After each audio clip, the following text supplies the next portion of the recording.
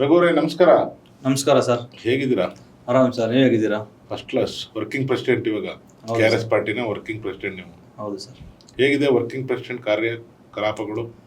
Working president ಅಂದ್ರೇನೆ ಕೆಲಸ ಮಾಡೋ ಪ್ರೆಸಿಡೆಂಟ್ ಅಂತ ಸರ್. ಈಗ ಕೆಲಸ ಶುರು ಮಾಡಿದೀವಿ, ಮಾಡ್ತಾ ಇದ್ದೀವಿ. ಮಾಡುವಂಥದ್ದು ಬಹಳಷ್ಟಿದೆ. ಹೀಗೆ ನಡೀತಾ ಇದೆ ಸರ್, ನೀವು ಗಮನಿಸ್ತಾ ಇದ್ದೀರಿ. ನಿಮ್ಮ ಅಧ್ಯಕ್ಷರನ್ನ ಯಾಕೆ ಬೇಗ ತೆಗೆದುಬಿಟ್ರಲ್ಲ? ಇನ್ನೊಂದು ಸ್ವಲ್ಪ ಮೂವ್ ಮಾಡೋದಾಗಿತ್ತಾನೆ. ಅಧ್ಯಕ್ಷರು ತೆಗ್ದಿರೋದಲ್ಲ ಸರ್, ಅದು ಈಗ ಅಧ್ಯಕ್ಷರು ಅಂದ್ರೆ ಬೇರೆಯವರು ಅಧ್ಯಕ್ಷ ಆಗೋದಕ್ಕೆ ಅವಕಾಶವನ್ನು ಅವ್ರು ಮಾಡಿಕೊಟ್ಟಿರುವಂಥದ್ದು. ಸೊ ನಮ್ಮ ಪಕ್ಷದಲ್ಲಿ ಈಗ KRS ಪಕ್ಷ ಸ್ಥಾಪನೆ ಮಾಡಿರುವಂಥದ್ದೇ ಇದು ಏನು ಒಂದು ರೀತಿ ಕುಟುಂಬ ರಾಜಕಾರಣ ಇದೆಲ್ಲ ಹೋಗ್ಬೇಕು, ಮತ್ತೆ ಯಾರೋ ಒಬ್ಬರೇನೆ ಜಾಂಡ ಹೊಡ್ಕೊಂಡು ಇಲ್ಲಿರೋದು ಆಗ್ಬಾರ್ದು ಅನ್ನೋ ಕಾರಣಕ್ಕಾಗಿನೇ ನಾವೆಲ್ಲ ಒಂದಷ್ಟು ಜನ ರಾಜಕಾರಣ ಮಾಡೋದಕ್ಕೆ ಬಂದಿರೋದು ಇವತ್ತು. ಸೊ ಇಂಥ ಸಂದರ್ಭದಲ್ಲಿ ರವಿಕೃಷ್ಣಾರೆಡ್ಡಿ ಅವರೇ ಎಷ್ಟು ವರ್ಷ ಅಂತ ರಾಜ್ಯಾಧ್ಯಕ್ಷರಾಗಿ ಇಟ್ಕೊಳ್ಳೋದಕ್ಕೆ ಸಾಧ್ಯ? ಮತ್ತೆ ಬೇರೆಯವ್ರು ನೋಡೋರ್ಗು ಅದು ಹೇಗೆ ಕಾಣಿಸುತ್ತೆ? ಇವ್ರು ಎಲ್ಲಾರ್ಗು ಮಾತಾಡ್ತಾರೆ, ಎಲ್ಲಾರ್ಗು ಹೇಳ್ತಾರೆ ಇವರೇನೆ ಯಾವಾಗಲೂ ರಾಜ್ಯಾಧ್ಯಕ್ಷ ಅಂತ. ಎಷ್ಟು ವರ್ಷ ಅಂತ ರವಿಕೃಷ್ಣಾರೆಡ್ಡಿ ರಾಜ್ಯಾಧ್ಯಕ್ಷ ಆಗಿ ಮುಂದುವರಿಬೇಕು ಅಂತೇಳಿ ಜನರಿಗೂ ಅನ್ಸುತ್ತಲ್ಲ. ಸೊ ಹಾಗಾಗಿ ನಮ್ಮ ಪಕ್ಷದಲ್ಲಿ ಒಂದು ಇಂಟರ್ನಲ್ ಡೆಮೋಕ್ರಸಿ ಇರೋ ಕಾರಣಕ್ಕಾಗಿ ಅವರು ರಾಜ್ಯಾಧ್ಯಕ್ಷ ಸ್ಥಾನದಿಂದ ಅವರಾಗೇನೆ ಇದು.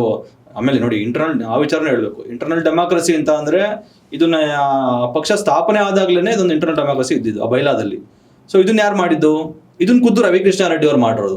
ರವಿಕೃಷ್ಣಾರೆಡ್ಡಿ ಅವರು ಒಂದೊಂದು ದಿವಸ ತಾನು ರಾಜ್ಯಾಧ್ಯಕ್ಷ ಸ್ಥಾನದಿಂದ ಇಳಿಬೇಕು ಅನ್ನೋ ಕಾರಣಕ್ಕಾಗಿನೇ ಆ ದಿನ ಅವರೇ ಅದನ್ನ ಬೈಲಾದಲ್ಲಿ ಸೇರ್ಪಡೆ ಮಾಡಿಸಿದ್ದು. ಅದಕ್ಕೆ ತಕ್ಕಂಗೆ ಅವ್ರು ನಡ್ಕೊಂಡಿದ್ದಾರೆ. ಒಬ್ಬ ಪದಾಧಿಕಾರಿ ಯಾವ ಪದಾಧಿಕಾರಿ ಸ್ಥಾನದಲ್ಲಿ ಇರ್ತಾರೆ ಅವರು ಎರಡು ಟರ್ಮಿಗಿನ್ನ ಹೆಚ್ಚಿಗೆ ಕಾಲ ಅದರಲ್ಲಿ ಉಳಿಬಾರ್ದು, ಎಲ್ರಿಗೂ ಸ್ಥಾನಮಾನ ಸಿಗಬೇಕು, ಎಲ್ರಿಗೂ ಆ ಥರದ ಅವಕಾಶಗಳು ಸಿಗಬೇಕು ಅನ್ನೋ ಕಾರಣಕ್ಕೆ ಅವ್ರದ್ದು 2 ಟರ್ಮ್ ಮುಗೀತು, 3 ವರ್ಷ 6 ವರ್ಷ.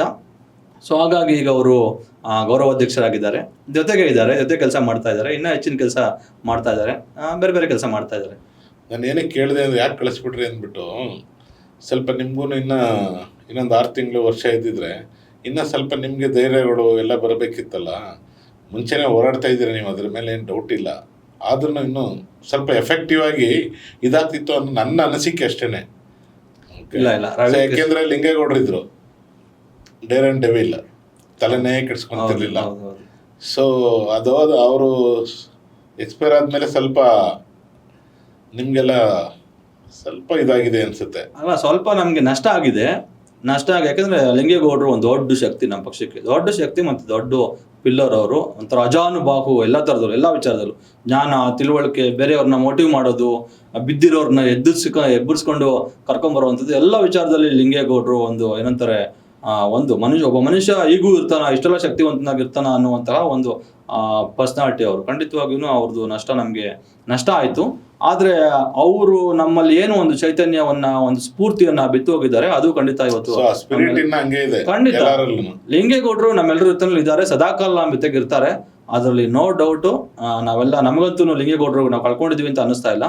ಆದ್ರೆ ಕೆಲವೊಂದ್ಸಲ ಇಲ್ಲ, ಫಿಸಿಕಲಿ ಅವ್ರು ಇಲ್ಲ ನಮ್ಮ ಜೊತೆಗೆ, ಆದ್ರೆ ಪ್ರತಿ ದಿವಸ ಅವ್ರು ನಮ್ಮ ಜೊತೆಗಿದ್ದಾರೆ. ಬಹುಶಃ ಲಿಂಗೇಗೌಡರು ಇರ್ಲಿಲ್ಲ ಅಂದಿದ್ರೆ ನಾವು ನಮ್ಗೆ ಇಷ್ಟು ಡ್ರೈವ್ ಇರ್ತಿರ್ಲಿಲ್ಲ. ಅದಕ್ಕೆ ಲಿಂಗೇಗೌಡರೇ ಕಾರಣ. ಹಾಗಾಗಿ ಲಿಂಗೇಗೌಡರು ನಮ್ಮ ಜೊತೆಗೆ ಇದ್ದಾರೆ ಅಂತ ಹೇಳಿ ನಮ್ಮ ಒಂದು ಭಾವನೆ. ಸೊ ನೀವು ಕಾರ್ಯಾಧ್ಯಕ್ಷರಾದ್ಮೇಲೆ, ದೀಪಕ್ ಅವರು ಅಧ್ಯಕ್ಷರಾದ್ಮೇಲೆ ಏನೆಲ್ಲ ಹೊಸ ಕಾರ್ಯರೂಪಗಳನ್ನ ಈಗ ಹಳೇದ ರವಿಕೃಷ್ಣಾರೆಡ್ಡಿ ಆಗಲಿ ಲಿಂಗೇಗೌಡರಾಗ್ಲಿ ಮಾಡಿದಕ್ಕಿಂತ ಏನಾದರೂ ಡಿಫ್ರೆಂಟ್ ಆಗಿ ಏನು ಮಾಡ್ತಾ ಇದ್ದೀರಾ? ಅದೇ ಹೋರಾಟನ, ಅದೇ traffic police, RTO, traffic police, government officials, government ಆಫೀಸ್ಗಳು, ಅದನ್ನ ಬಿಟ್ಟು ಏನಾದರೂ ಹೊಸ ಥರದ್ದು ಏನಾದರೂ ಹೊಸ ಪ್ರೋಗ್ರಾಮ್ ಏನಾದರೂ ಮಾಡ್ಕೊಂಡಿದ್ರೆ ಈಗ? ಖಂಡಿತವಾಗಿಯೂ ಆ ಥರದ್ದು ಆಲೋಚನೆಗಳಲ್ಲೇ ಮತ್ತು ಆ ಥರದ್ದು ಮೋಡಲ್ಲೇ ನಾವೀಗ ಕೆಲಸ ಮಾಡ್ತಾ ಇದ್ದೀವಿ. ಈಗ ಹಿಂದೆ ನಾವು ಆ ಥರದ್ದು ಮಾಡ್ತಾ ಇದ್ವಿ. ಆದಿ ಬೀದಿಯಲ್ಲಿ ಪೊಲೀಸರು ಮತ್ತು ಸರ್ಕಾರಿ ಕಚೇರಿಗಳಲ್ಲಿ ಲಂಚದ ವಿಚಾರವಾಗಿ ನಾವು ಪ್ರಶ್ನೆ ಮಾಡೋದು, ಕೇಳೋದು, ಇದೆಲ್ಲ ಮಾಡ್ತಾ ಇದ್ವಿ. ಅದು ಈಗ ನಾವು ಸಾಕಷ್ಟು ವರ್ಷಗಳ ಕಾಲ ನಾವು ಅದನ್ನ ಮಾಡ್ಕೊಂಡು ಬಂದಿದ್ದೀವಿ. ಇವತ್ತು KRS ಪಕ್ಷ ಏನಾದ್ರೂ ಇಷ್ಟು ಮಟ್ಟಿಗೆ ಜನರಿಗೆ ತಲುಪೋದಕ್ಕೆ ಸಾಧ್ಯ ಆಗಿದೆ ಅಂತ ಅಂದ್ರೆ ಅದು ಅಂತಹ ಒಂದು ರಚನಾತ್ಮಕ ಕೆಲಸಗಳ ಕಾರಣದಿಂದಾಗಿ. ಜನ ಇವತ್ತು ಸರ್ಕಾರಿ ಅಧಿಕಾರಿಗಳನ್ನ, ರಾಜಕಾರಣಿಗಳನ್ನ ನಮ್ಮ ತೆರಿಗೆ ಹಣದಲ್ಲಿ ಒದಗ್ತಾ ಇರುವಂತಹ, ನಮ್ಮ ತೆರಿಗೆ ಹಣದಲ್ಲಿ ಸಂಬಳ ಕೊಟ್ಟು ಸಾಕ್ತಾ ಇರುವಂತಹ ಪೊಲೀಸರನ್ನ ನಾವು ಪ್ರಶ್ನೆನೇ ಮಾಡಬಾರ್ದು. ಅವ್ರನ್ನ ಪ್ರಶ್ನೆ ಮಾಡ್ಕೊಂಡು ಬದುಕೋದಕ್ಕೆ ಆಗಲ್ಲ. ಒಬ್ರು ಮ್ಯಾಜಿಸ್ಟ್ರೇಟ್ರು, ತಹಶೀಲ್ದಾರ್ಗೆ ಪ್ರಶ್ನೆ ಮಾಡೋಕ್ಕಾಗುತ್ತಾ? ಒಬ್ರು DC ಗೆ ನಾವು ಪ್ರಶ್ನೆ ಮಾಡೋಕ್ಕಾಗುತ್ತಾ ಅನ್ನುವಂಥ ಸ್ಥಿತಿನಲ್ಲಿ ಜನ ಇದ್ರು. ಹಾಗಲ್ಲರಪ್ಪ, ಇದು ಸಂವಿಧಾನ ಇರುವಂತ ಒಂದು ರಾಷ್ಟ್ರ, ಪ್ರಜಾಪ್ರಭುತ್ವ ಇರುವಂತ ಒಂದು ದೇಶ, ಪ್ರಜೆಗಳೇ ಇಲ್ಲಿ ಸಾರ್ವಭೌಮರು. ಹಾಗಾಗಿ ನಾವು ಅದನ್ನ ಪ್ರಶ್ನೆ ಮಾಡುವಂತ ಹಕ್ಕು ನಮ್ಗೆ ಸಂವಿಧಾನ ನಮ್ಗೆ ಕೊಟ್ಟಿದೆ.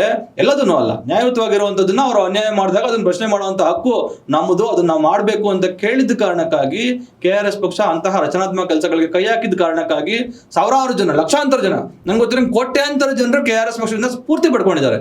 ಅದರ ಹಿನ್ನೆಲೆಯಲ್ಲಿ ಸಾವಿರಾರು ಜನರು ಪಕ್ಷಕ್ಕೆ ನೇರವಾಗಿ ಬಂದು ಸಾವಿರಾರು ಜನರು ಪಕ್ಷದಲ್ಲಿ ತೊಡ್ಕೊಂಡು ಕೆಲಸ ಮಾಡ್ತಾ ಇದ್ದಾರೆ, ನಾಯಕರಾಗಿದ್ದಾರೆ, ಮುಖಂಡರಾಗಿದ್ದಾರೆ. ಇವತ್ತು ಅವರು ಅಂತ ಜನರು ಇವತ್ತು ಸಾವಿರಾರು ಜನರನ್ನ ಮುನ್ನಡೆಸುವಂತ ಶಕ್ತಿಯನ್ನ ಪಡ್ಕೊಂಡಿದ್ದಾರೆ. ಇದು ಕಳೆದ 6 ವರ್ಷದಲ್ಲಿ ನಡ್ಕೊಂಡು ಬಂದಿರುವಂತದ್ದು. ಈಗ ನಾವು ಒಂದು ಮಟ್ಟಕ್ಕೆ ಶಕ್ತಿವಂತರಾಗಿದ್ದೀವಿ. ಅಂದ್ರೆ ತುಂಬಾ ಆತರಕ್ಕೆ ನಾನು ಹೇಳ್ತಾ ಇಲ್ಲ, ಆದ್ರೆ ನಾವು ಅವತ್ತಿಂದ ಮಾಡಿದಂತಹ ಕೆಲಸಗಳು, ಪ್ರಯತ್ನಗಳು ಇವತ್ತು ನಮಗೆ ಫಲ ಕೊಡುವ ಮಟ್ಟಕ್ಕೆ ಬಂದಿದೆ. ಇವತ್ತು ನಮ್ಮ ಪಕ್ಷದಲ್ಲಿ 60,000 ಜನರು ಹಣ ಕೊಟ್ಟು ಮೆಂಬರ್ಶಿಪ್ಪನ್ನು ಪಡ್ಕೊಂಡಿದ್ದಾರೆ. ಸಾವಿರಾರು ಜನರು ರಾಜ್ಯಾದ್ಯಂತ ಬೇರೆ ಬೇರೆ ಜಿಲ್ಲೆಗಳಲ್ಲಿ, ಊರುಗಳಲ್ಲಿ ಕೆಲಸ ಮಾಡ್ತಾ ಇದ್ದಾರೆ. ನಾವು ಇವತ್ತು ಯಾವುದಾದ್ರೂ ಒಂದು ಪಾಲಿಸಿ ವಿಚಾರವಾಗಿ, ನೀತಿ ನಿಯಮಗಳು, ಯೋಜನೆಗಳ ವಿಚಾರವಾಗಿ, ಸರ್ಕಾರದ ದುರಾಡಳಿತದ ವಿಚಾರವಾಗಿ ಒಂದು ನಿರ್ಣಾಯಕವಾದ ಹೋರಾಟವನ್ನ ಮಾಡೋದಕ್ಕೆ ಬೇಕಾಗಿರುವಂಥ ಶಕ್ತಿಯನ್ನು ಇವತ್ತು ಪಡ್ಕೊಂಡಿದ್ದೀವಿ.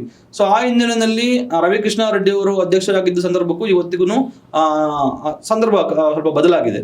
ಸೊ ಅವತ್ತು ನಮ್ಮ ಹತ್ರ ಇಷ್ಟು ಸ್ಟ್ರೆಂತ್ ನಿಜಕ್ಕೂ ಇದೆ ಅಂತ ಹೇಳಿ ನಮಗೆ ಅನಿಸಿರ್ಲಿಲ್ಲ, ಆವತ್ತಿನ ದಿವಸ ಆಗಿತ್ತು. ಆದರೆ ಇವತ್ತು ಆ ಸ್ಟ್ರೆಂತು, ಸಂಪನ್ಮೂಲ ಎಲ್ಲವೂ ನಮ್ಮಲ್ಲಿ ಇದೆ. ನಾವು ಆ ನಿಟ್ಟಿನಲ್ಲಿ ಒಂದಷ್ಟು ಕೆಲಸಗಳನ್ನ ಮಾಡ್ತಾ ಇದ್ದೀವಿ. ಈಗಾಗಲೇ ಹಲವಾರು ಸಂದರ್ಭಗಳಲ್ಲಿ ಅದನ್ನ ಶುರು ಮಾಡ್ಕೊಂಡು ಬಂದಿದ್ದೀವಿ. ನಮ್ಮ ದೀಪಕ್ ಅವರು ರಾಜ್ಯಾಧ್ಯಕ್ಷರು ಆದಮೇಲೆ ಲೋಕಾಯುಕ್ತದ ವಿಚಾರ ಆಗಿರ್ಬೋದು, ಈ ಕನ್ನಡದ ವಿಚಾರಗಳಾಗಿರ್ಬೋದು, ಬೇರೆ ಬೇರೆ ಸರ್ಕಾರದ್ದು ಆ ಪಾಲಿಸೀಸ್ ಏನಿದ್ದಾವೆ ಅದನ್ನೆಲ್ಲ ಒಳ್ಳೆಯ ಪಾಲಿಸೀಸ್ನ ಜಾರಿ ತರುವಂಥ ವಿಚಾರವಾಗಿ ಆಗ್ರಹಿಸೋದು, ಇವೆಲ್ಲವನ್ನು ನಾವು ಮಾಡ್ತಾ ಇದ್ದೀವಿ. ಇದು ಒಂದು ರೀತಿಯಲ್ಲಿ ನಮ್ಮ ಪಕ್ಷ ಒಂದು ರೀತಿಯಲ್ಲಿ ಬೇರೆ ಇನ್ನೊಂದು ಹಂತಕ್ಕೆ ಹೋಗಿರುವಂಥದ್ದ ಒಂದು ಸೂಚನೆ. ಖಂಡಿತವಾಗಿ ಪಕ್ಷ ಬೆಳೀತಾ ಇದೆ, ಅದರಲ್ಲಿ ನೋ ಡೌಟ್ಸು. ನೋ ಡೌಟ್ ನೀವು ಅದನ್ನ ಗಮನಿಸ್ತಾ ಇದ್ದೀರಿ, ನೋಡ್ತಾ ಇದ್ದೀರಿ. ಜನ ಹಿಂದೆಂದಿಗಿಂತನೂ ಹೆಚ್ಚು ಇವತ್ತು ಜನ KRS ಪಕ್ಷವನ್ನ ಬೆಂಬಲಿಸ್ತಾ ಇದ್ದಾರೆ. ಅದು ನಮ್ಗೆ ಗೊತ್ತಾಗ್ತಾ ಇದೆ. ದಿವಸ ನೂರಾರು ಜನರು, ಕನಿಷ್ಠ ಒಂದು ದಿವಸಕ್ಕೆ ನೂರಾರು ಜನರು ಇವತ್ತು 100-200 ಸಾವಿರಾರು ರೂಪಾಯಿಗಳನ್ನ ಕೊಟ್ಟು ಪಕ್ಷಕ್ಕೆ ಸದಸ್ಯರಾಗ್ತಾ ಇದ್ದಾರೆ. ತಿಂಗಳಿಗೆ ಪಕ್ಷ ನಡೆಸೋದಕ್ಕೆ ಬೇಕಾಗಿರುವಂತ ಸಾಕಷ್ಟು ದೇಣಿಗೆ ಇವತ್ತು ಪಕ್ಷಕ್ಕೆ ಬರ್ತಾ ಇದೆ. ಸೊ ಹಾಗಾಗಿ ಕಂಪ್ಲೀಟ್ ಆಗಿ ಇವತ್ತು ನಾವೇನು ಹೇಳ್ತಾ ಇದ್ದೀವಿ, ಜನರ ಸಹಭಾಗಿತ್ವ, ಸಹಕಾರದಲ್ಲಿ KRS ಪಕ್ಷ ನಡೀತಾ ಇದೆ ಅಂತ ಅದು ಖಂಡಿತವಾಗಿಯೂ ಅದೇ ರೀತಿಯಲ್ಲಿ ನಡ್ಕೊಂಡು ಬರ್ತಾ ಇದೆ.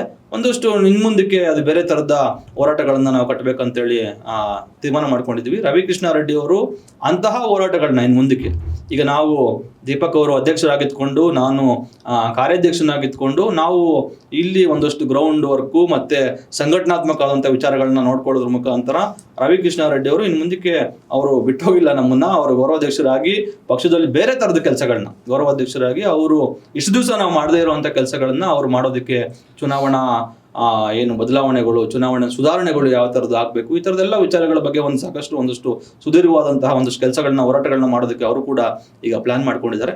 ಈ ಥರದ ಕೆಲಸಗಳು ಇನ್ನು ಮುಂದಕ್ಕೆ ನಡೆಯುತ್ತೆ. ಪಕ್ಷ ಕ್ಷಿಪ್ರವಾಗಿ ಬೆಳೆಯೋದಕ್ಕೆ ಏನೆಲ್ಲ ಕೆಲಸಗಳು ಮಾಡ್ಬೋದು ಆ ಥರದ ಕೆಲಸಗಳನ್ನ ಇನ್ನು ಮುಂದಕ್ಕೆ ನಾವು ಮಾಡ್ಬೇಕಂತೇಳಿ ಒಂದಷ್ಟು ಯೋಜನೆಗಳನ್ನ ರೂಪಿಸ್ಕೊಂಡಿದ್ದೀವಿ. ಹೆಚ್ಚಿನ ವಿಡಿಯೋಗಳಿಗೆ ಪ್ರತಿಧ್ವನಿ ಯೂಟ್ಯೂಬ್ ಚಾನೆಲ್ ಸಬ್ಸ್ಕ್ರೈಬ್ ಮಾಡಿ, ಬೆಲ್ ಐಕಾನ್ ಕ್ಲಿಕ್ ಮಾಡಿ.